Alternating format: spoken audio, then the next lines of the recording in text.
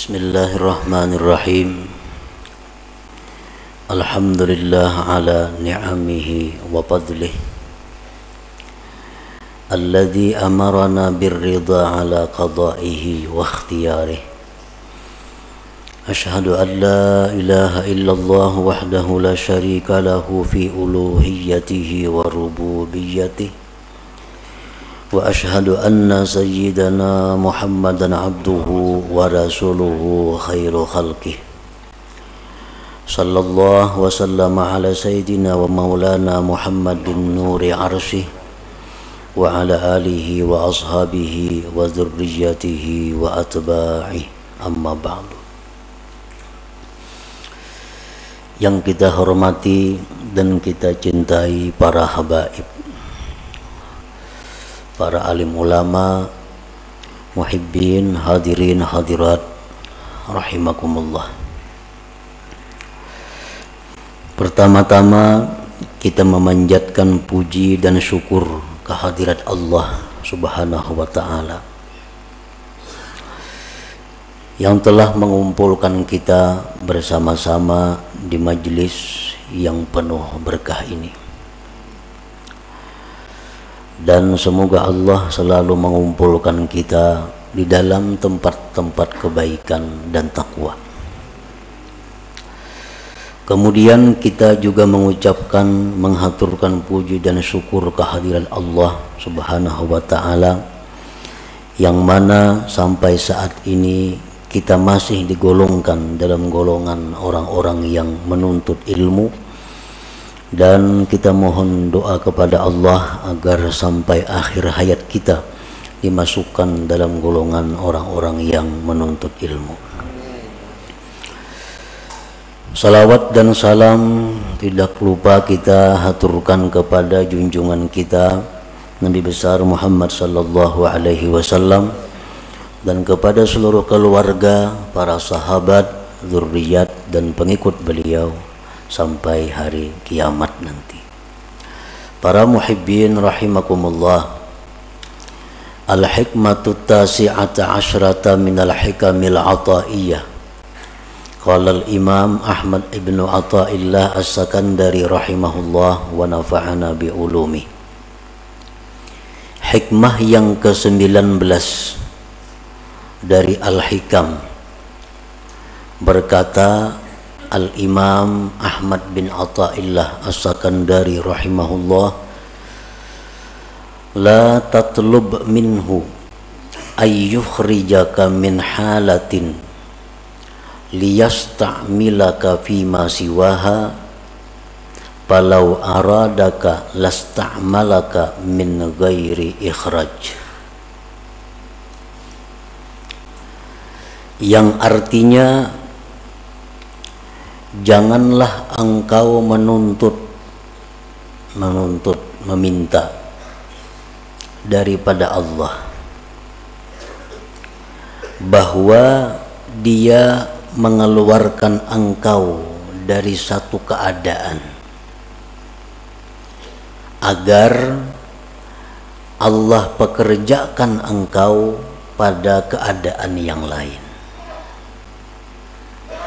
Jikalau Allah menghendaki engkau, niscaya Dia pekerjakan engkau tanpa melalui menuntut dikeluarkan. Itulah kurang lebih artinya hikmah yang ke-19 ini. Adapun penjabarannya adalah idza kana al-mar'u ala halatin la tuwafiqu gharadahu la yanbaghi lahu ay yuridal khuruja minha bi nafsihi bi ayyatluba minhu subhanahu ay yukhrijaha minha li'anna hadha min at-takhir 'ala Allah subhanahu wa ta'ala, bal yanbaghi lahu husnul adab ma'ahu wa itharu muradihi ala ikhtiyarihi. Apabila adalah seorang hamba atas satu keadaan yang mana keadaan itu tidak sesuai dengan yang dimaksudnya. Apabila kita berada pada satu keadaan yang kada sesuai dengan keinginan kita,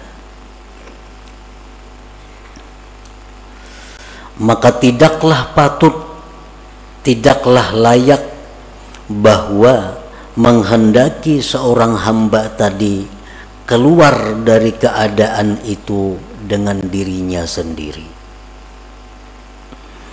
dengan bahwa dia menuntut dari Allah bahwa Allah mengeluarkannya dari keadaan itu, karena ini merupakan dikti atas Allah Subhanahu wa ta'ala. Bahkan sayogianya semestinya bagi dia berbaik adab beserta Allah dan mengutamakan apa yang dikehendaki Allah atas pilihannya itu sendiri.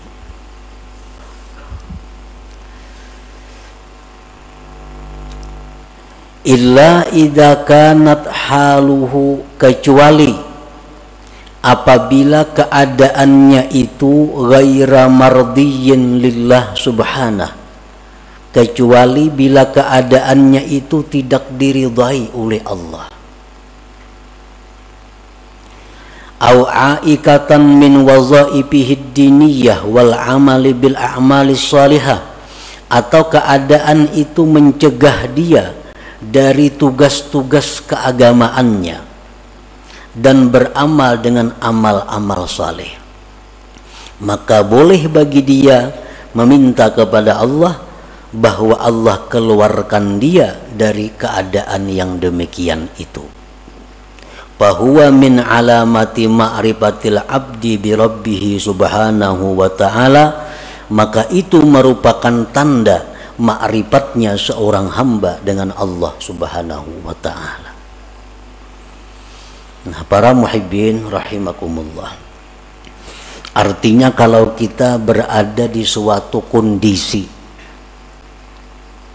di suatu keadaan, situasi yang tidak sesuai dengan keinginan kita, maka janganlah kita minta kepada Allah bahwa dipindah dari kondisi keadaan itu kepada keadaan lain. Jangan kita minta kepada Allah bahwa kita ini dipindahkan kepada keadaan yang lain, karena itu namanya adalah mendikti atas Allah. Hendaknya kita menerima keadaan itu dan berbaik adab beserta Allah, dan inilah merupakan pilihan Allah yang dia utamakan daripada pilihannya sendiri. Kecuali bila mana keadaan yang dia alami saat itu keadaan yang tidak diridhai Allah. Dia berada dalam situasi yang tidak diridhai Allah, atau di dalam situasi keadaan yang mencegah dia melaksanakan tugas-tugas keagamaan atau beramal amal saleh. Nah, maka boleh baginya minta kepada Allah agar dikeluarkan dari situasi itu kepada keadaan yang lain. Nah, itulah tanda orang yang ma'rifat dengan Allah subhanahu wa ta'ala. Nah, para muhibbin rahimakumullah, secara rinci lagi para ulama menjelaskan, fal arifu billah idza kana a'zab la yatamanna zawaj. Orang yang sudah kenal dengan Allah itu, apabila dia tidak mempunyai pasangan, baik bujang, duda, janda, dia tidak minta kepada Allah agar diberi jodoh. Ini orang yang arif dengan Allah. Ini bujang atau duda atau janda, kada berpasangan lah. Nah itu ngarannya satu keadaan. Ini keadaannya bujang, keadaannya kada belaki, kada bebini. Inya kada minta kepada Allah agar diberi jodoh, kada minta.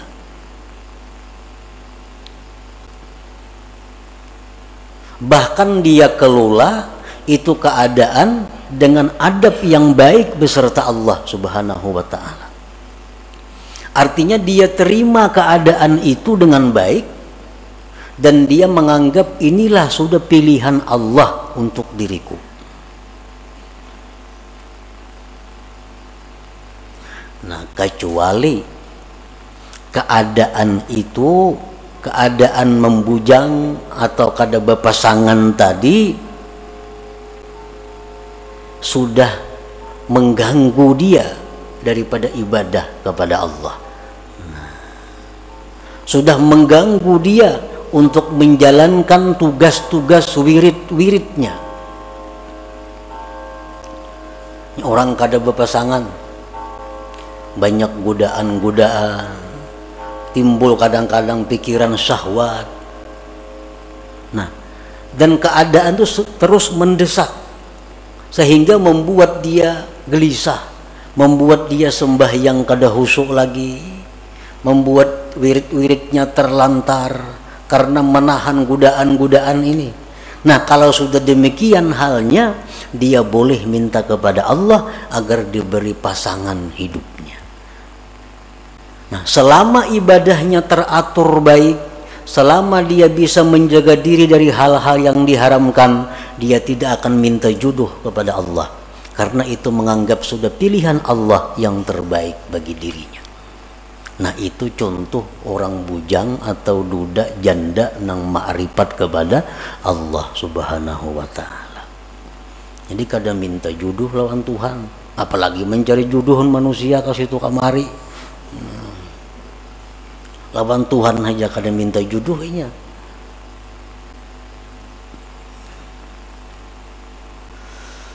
Wa idza kana faqiran la yatamanna al-ghina. Apabila dia dalam keadaan fakir. Nah, ini orang yang arif dengan Allah. Dia fakir.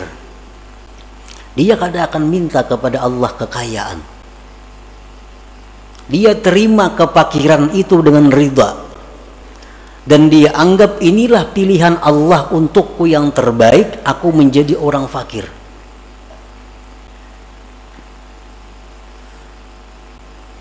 Nah, kecuali apabila sudah kefakiran itu membuat dia terganggu ibadah kepada Allah, apabila kefakirannya itu sudah menghalanginya berbuat amal-amal yang saleh, nah maka di saat itu dia bisa memohon kepada Allah agar dipindah daripada orang fakir menjadi orang yang berada atau orang kaya.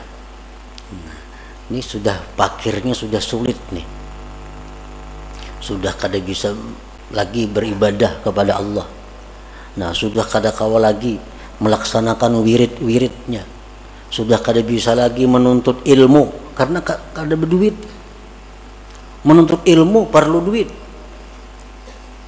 Ini sudah kada berduit lagi, menuntut ilmu kada kawal lagi, pikiran kada karuan, beribadah sudah kada nyaman lagi. Nah, di saat itulah dia boleh mohon kepada Allah agar diberi kecukupan, diberi Allah kekayaan. Selama kefakiran itu tidak menghalangi ibadahnya, selama kefakiran itu tidak menghalangi wirid-wirid agamanya, nah maka di saat itu dia ridha dengan keadaan itu dan tidak minta agar dikayakan oleh Allah Subhanahu wa ta'ala. Wa idza kana maridan la yatamanna sihhah. Apabila dia sakit, dia tidak ingin sihat. Dia tidak ingin sihat. Ini sakit. Tapi dalam keadaan bisa melaksanakan tugas-tugas keagamaan, bisa beramal saleh, sakit ini tidak akan diusahakan untuk disembuhkan, dan dia tidak akan minta kepada Allah kesembuhan. Tetapi kalau sakit ini sudah mengganggu, nah tugas-tugas keagamaannya, sakit ini sudah mengganggu wirid-wiridnya, sakit ini sudah mengganggu menuntut ilmunya, nah di saat itulah dia minta kepada Allah kesembuhan dan kesehatan.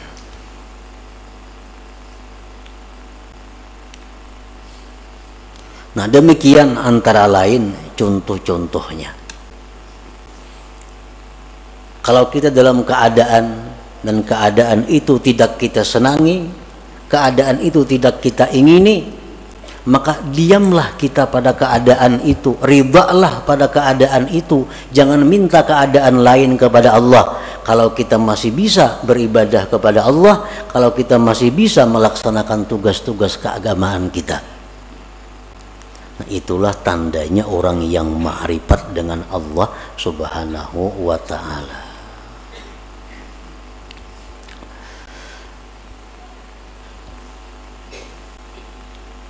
Wa idza kana mutazawwijan la yatamanna al-firaq. Kalau dia ini berpasangan, kalau dia mempunyai suami, dia mempunyai istri, dia tidak akan minta bercerai kepada Allah selama dalam berpasangan itu tidak mengganggu ibadahnya kepada Allah, selama tidak menghalangi untuk ketakwaan kepada Allah. Ini beisi bini nang sulit diurus. Ada kadang-kadang manusia diuji Tuhan dengan itu. Ada si bini-bini beisi laki nang susah, nang sulit diurus. Nah ini satu keadaan. Selama keadaan itu tidak mengganggu ibadahnya kepada Allah, selama keadaannya itu tidak mengganggu tugas-tugas keagamaannya, dia tidak akan minta berpisah, dia tidak akan minta bercerai karena ridha dengan keadaan itu. Nah tetapi kalau keadaan seperti ini sudah membuat seorang istri menjadi durhaka, kalau keadaan ini sudah membuat seorang istri jadi berdosa, nah maka seorang istri ini boleh minta kepada Allah agar dicarikan jalan keluar untuk bercerai dengan suami itu. Nah demikian pula suami, kalau sudah keadaan istri demikian membuat suami ini maksiat kepada Allah, membuat suami ini kada bisa lagi beribadah karena bini macam-macam, nah di saat itulah suami minta kepada Allah diberi jalan keluar agar bisa bercerai dengan pasangan ini. Nah para muhibbin rahimakumullah, karena tidak sedikit seorang istri gara-gara suami dia menjadi maksiat kepada Allah, dan tidak sedikit seorang suami gara-gara istri jadi maksiat kepada Allah. Dan ini sudah terjadi sejak zaman Rasulullah Sallallahu Alaihi Wasallam. Ada salah seorang sahabat yang begitu hendak mati kada bisa mengucap la ilaha illallah. Kenapa sebabnya? Oh ternyata si sahabat Nabi ini seringkali menyakiti hati ibunya gara-gara mengutamakan istrinya. Nah ini istri yang membawa maksiat kepada Allah.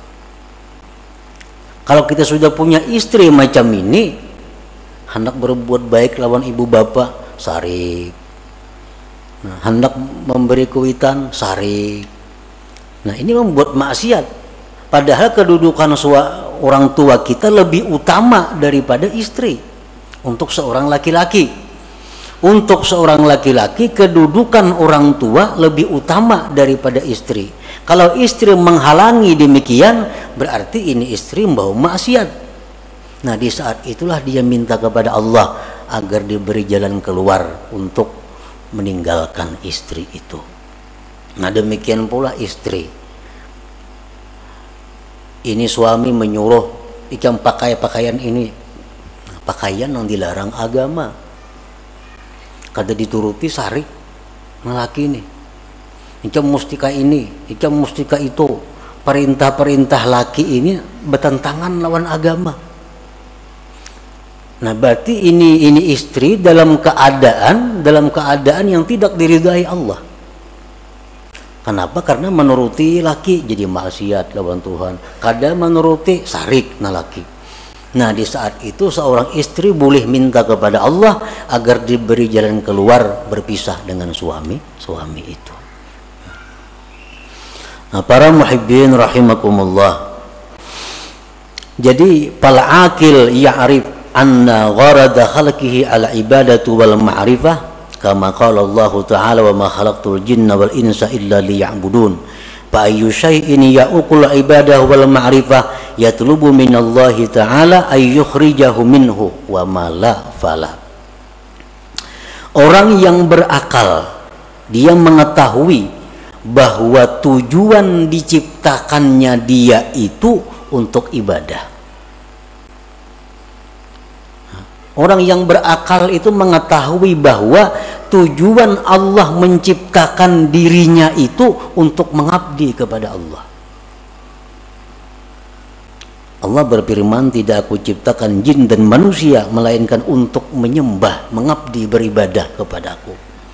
Nah, maka sesuatu apapun yang menghalangi ibadah dan ma'rifat, maka dia akan minta kepada Allah dikeluarkan daripada keadaan itu. Nah, para muhibbin rahimakumullah. Jadi Allah menciptakan kita ini adalah untuk beribadah kepada Allah. Dan kita kada bisa beribadah kepada Allah kalau kada punya sarana dan prasarananya. Allah sediakan kita ini usaha.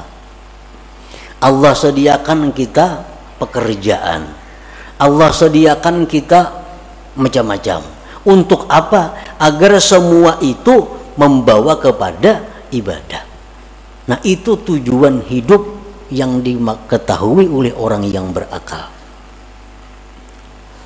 Lalu apapun pekerjaan, apapun keadaan yang menghalangi tujuannya itu ibadah, dia akan mundur dari keadaan itu dan berpindah kepada keadaan yang lain. Nah, ini orang yang berakal. Jadi tujuan hidup ini bukan kita berdagang, bukan. Tujuan hidup belaki, bukan.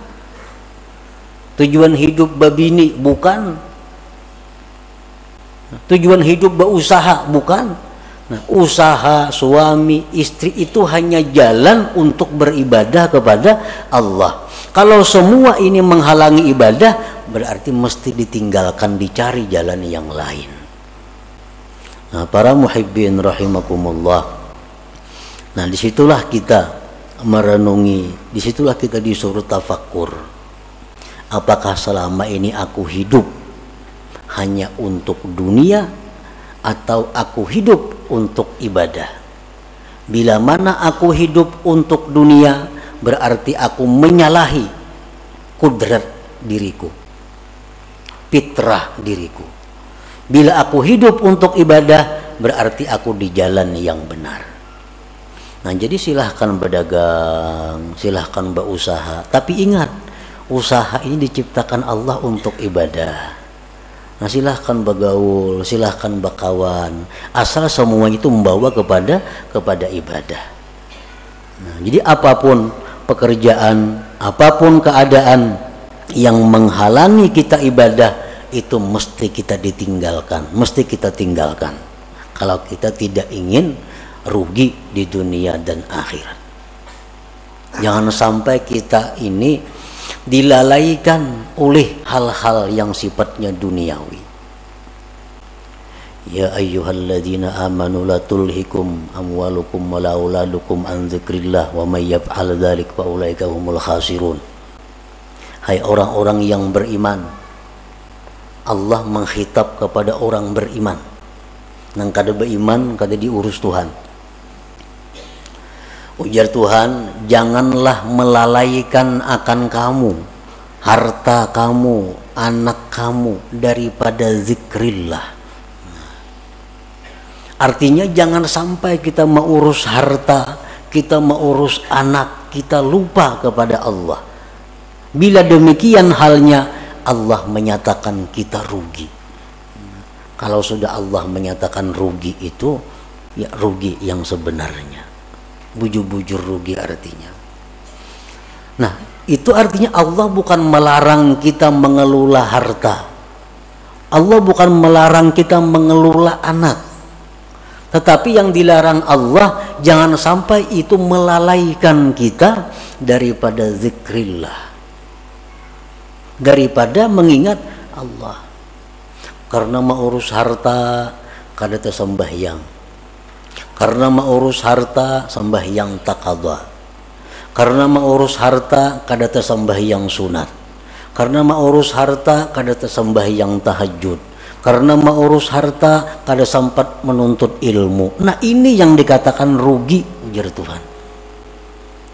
Ayo urus harta, 10 bisi perusahaan, Allah kada melarang. Tapi sembahyangnya aktif, wiridnya tabaja, menuntut ilmunya jalan. Itu yang dimaksud dengan ya ayyuhalladzina amanu la tulhikum amwalukum wala auladukum an dzikrillah. Walhasil selama kita mengejar atau menuntut atau mencari dunia, lalu kita ketinggalan satu kali zikrullah, itu sudah rugi. Sudah rugi. Kenapa? Karena zikrullah yang sekali kita ucapkan itu kekal. Kekal, arti sampai akhirat bisa kita nikmati, bisa kita dapatkan manfaatnya. Sedangkan harta yang kita urus mati-matian ini, begitu kita mati, kita kada akan bisa dapat menikmatinya. Nah, itulah yang dikatakan Nabi Sulaiman alaihissalam. Begitu Nabi Sulaiman ini pawai dengan kekayaan-kekayaannya, rakyat berkata, wah alangkah untungnya Sulaiman, alangkah hebatnya Sulaiman punya harta sedemikian. Sulaiman berkata, wahai rakyat, satu kalimat yang kamu ucapkan subhanallah lebih berharga dari semua yang kumiliki ini. Kenapa sebabnya? Karena subhanallah yang kamu ucapkan itu kekal sampai ke akhirat, kau akan bisa menikmatinya. Sedangkan yang kupunya ini adalah akan hilang binasa begitu aku mati. Nah, jadi artinya berapapun besarnya keuntungan yang kita dapatkan daripada mengejar dunia, tapi kita ketinggalan satu perbuatan taat, itu sudah dikatakan Allah khasirun, rugi. Karena apa? Karena tujuan manusia dicipta untuk taat, bukan untuk mengejar atau mengumpulkan hal-hal yang sifatnya duniawi itu. Nah, para muhibbin rahimakumullah, itulah sebagian dari apa yang dimaksud dalam hikmah yang ke-19 ini. Mudah-mudahan Allah Subhanahu wa taala memberikan taufik hidayah kepada kita sehingga kita bisa mampu mengamalkan apa-apa ilmu yang diberikan oleh Allah kepada kita. Ila hadratin Nabi sallallahu alaihi wasallam. Al-Fatihah.